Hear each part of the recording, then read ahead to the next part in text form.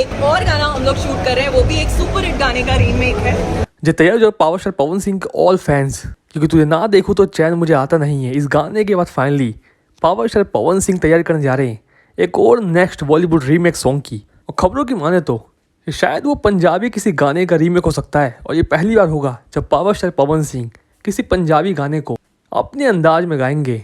जो पवन सिंह और आकांक्षा पुरी की जो गाना आया था, और इसी के बाद आकांक्षा पुरी ने ये खुलासा किया कि जल्दी पवन सिंह के साथ उनके नेक्स्ट बॉलीवुड गाने की शूटिंग होने वाली है, और वो भी बॉलीवुड का रीमेक होगा। और इसी के बाद पावर स्टार पवन सिंह के सभी फैंस ये कयास लगा रहे हैं कि शायद वो गाना पंजाबी का होगा, और गाने के बोल होंगे सोड़ी जो तेरे नाल दगा में कमावा। जो वही गाना है जो पवन सिंह ने अभी हाल ही में स्टेज पे गाया था, जिसके बाद सोशल मीडिया पे खूब पवन सिंह की इस गाने से चर्चा हुई थी।